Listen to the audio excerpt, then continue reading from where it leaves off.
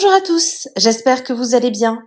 On se retrouve aujourd'hui pour une vidéo sur Simon Castaldi qui clash très fort Greg. Hier, Simon a décidé de s'exprimer sur son aventure dans les apprentis champions. S'il a terminé le tournage en couple avec Lisa Marie, il est aujourd'hui avec Cassandra. Simon a donc tenu à expliquer ce qu'il s'est passé juste après l'aventure. Il balance que Lisa Marie l'a trompé avec Greg dans l'avion de retour après la fin des apprentis champions. Des images avaient d'ailleurs fuité à l'époque où on voyait les deux s'embrasser en soirée.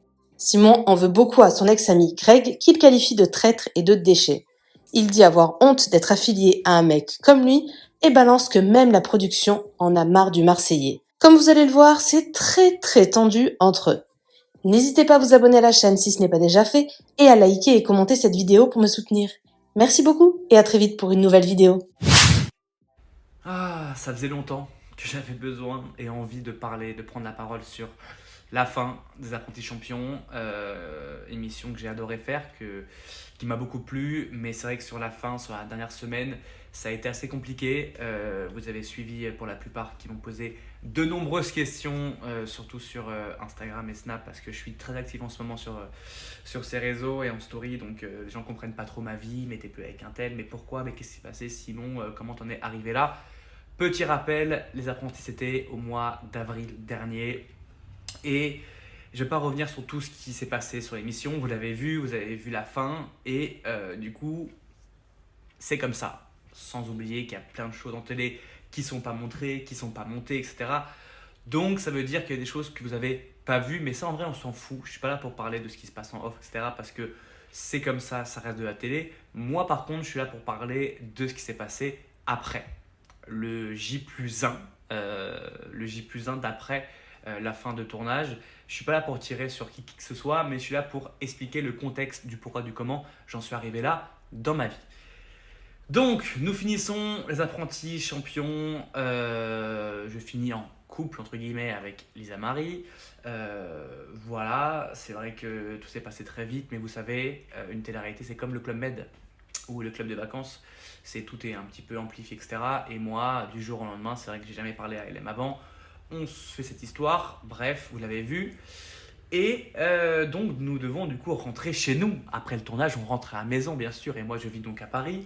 LM vit à Marseille, et vous savez bien que du coup que la production prend différents avions, si tu rentres à Paris ou à Marseille. Je rentre à Paris du coup avec ceux qui vont vers Paris, et d'autres vont à Marseille, notamment le fameux Bébéo, la star, le disque d'or,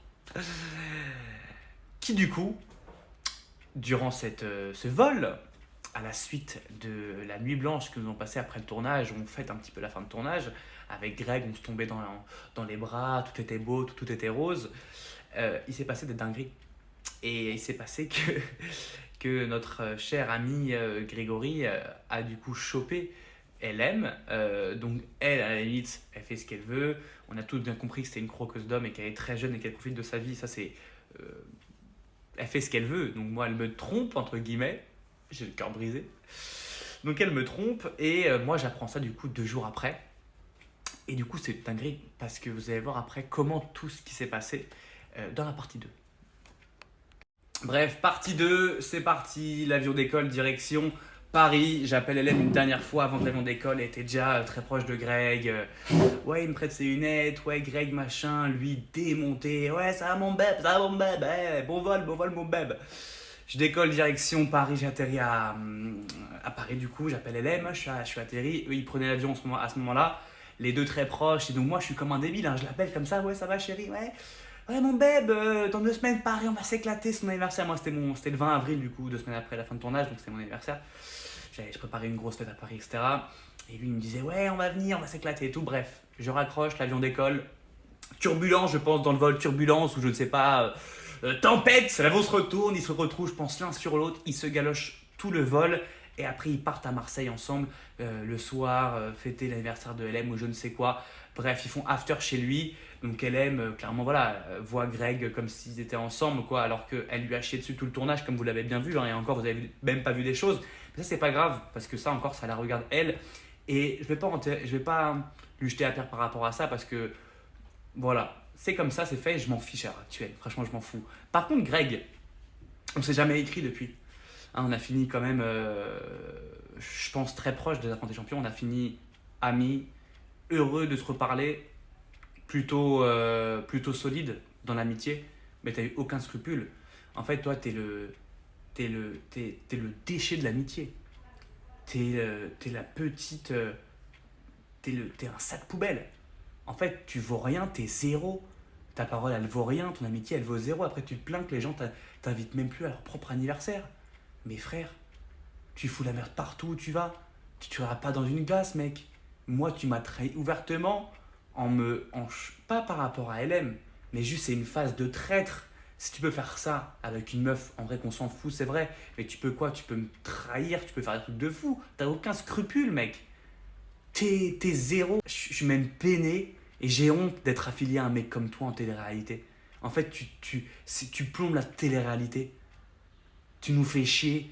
Pourtant, on tente d'être empathique envers toi, on tente de t'écouter, d'être compréhensif, de faire des efforts pour toi, tes radotages, tes trucs, tes machins. J'ai fait beaucoup d'efforts pour toi, mais j'aurais pas dû le faire parce que tu mérites pas ce que moi j'ai fait pour toi. T'as même pas eu les couilles de me faire un message pour assumer ta connerie de traître à 30 balais, mon frère. Et surtout, t'as fait ça en pensant faire la 50 saison 3, mais on peut tellement plus voir ta gueule que même en faisant une action de traître, t'es prêt à perdre une amitié pour faire de la télé tellement t'es un bandeur de télé. Tellement t'es un bandeur de télé, je te répète, pour que t'écoutes bien. T'as même pas été rappelé tellement on ne peut plus voir ta gueule. Tellement tu nous fais chier en tournage que même la prod en a marre de voir ta gueule. Tu comprends ou pas? Bon, une fois ces choses dites sur un tel et un tel, le principal et la chose la plus gaie de cette histoire, c'est comment j'ai commencé à reparler avec Cass, parce que vous avez bien vu que après Apprenti, on se parlait plus, etc. Puis rentré à Paris, je lui ai réécrit un message pour quelque chose, on s'est parlé jour après jour, semaine après semaine, et on s'est vu ce fameux soir à Paris avec Vivian. Et là, on s'est dit des choses, on s'est dit pourquoi pas au moins se laisser une chance plus tard, mais ne plus se fermer les portes, parce qu'on a bridé beaucoup sur notre relation, enfin du moins elle. Et de fil en aiguille, on s'est revus une semaine, 2 semaines, etc., etc., etc. Moi, en parallèle de ça, quand on a commencé à se reparler, je reparlais aussi avec LM, parce que en vrai, j'avais pardonné entre guillemets cette histoire-là, mais au fond, je pense que pas, c'était que par ego. Je suis un mec, bah, tout le monde a de l'ego, même les femmes ont de l'ego, bien sûr. Et puis, j'ai eu ce fameux choix où soit voilà, j'aurais pu repartir avec LM pour retenter une seconde chance, ou me dire c'est Cass ou personne d'autre. Mais pour moi, c'était même pas un choix parce que, bien sûr, c'est une évidence, c'est Cass. Ça fait 1 an que moi, j'ai flashé sur elle dans les 50, alors que ma vie était totalement différente à ce moment-là et que j'aurais pu essayer de me dire de sauver mon ancienne relation à tort, parce que je savais très bien que Cass était la bonne, mais j'étais piégé à ce moment-là. Et à l'heure actuelle, je pense que j'ai retrouvé le bon timing et je suis très heureux. Et pour la suite des choses, vous découvrirez ça dans les 50. Hein, faut pas un peu tout vous spoiler. Mais le principal, c'est que je sois heureux à l'heure actuelle. Le reste, je m'en bats les pipes. Bisous. Moi, je vais te répondre, Zamari, pour que tu comprennes que je veux pas, j'ai aucun problème envers toi, j'ai aucune haine, aucune rancœur. Par contre, voilà, il y a des choses qui ne peuvent pas être dites ou être sous-entendues. En fait, tu peux pas dire que faire passer Cass pour un second choix, c'est des choses qui sont pas forcément gentilles et pas vraies.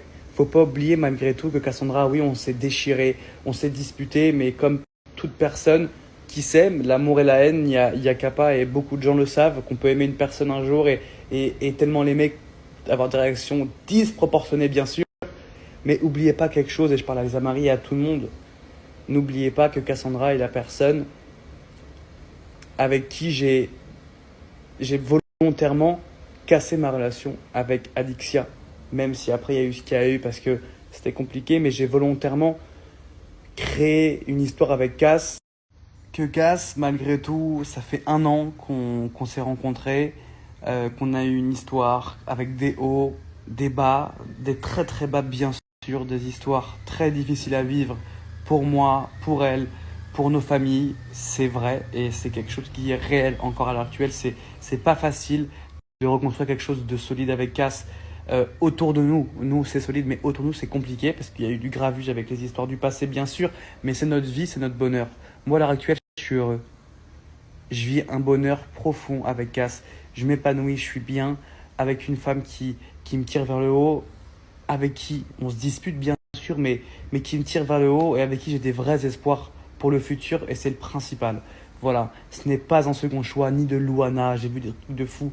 Cassandra, c'est mon ex bien avant tout le monde et quand elle arrivait le jour dans les apprentis, c'était elle et personne d'autre. Maintenant, à ce moment-là, c'était pas possible pour ces raisons qui la regardent. Basta, quand j'ai eu ma chance. Et aussi un détail très important que vous aurez en détail dans mon TikTok ici. Il y a eu un moment donné où j'avais un choix, comme les gens aiment beaucoup parler de premier choix, second choix, troisième choix, plan B, plan Z. Il y a eu un moment où j'avais vraiment le choix de partir vers un côté ou d'un autre.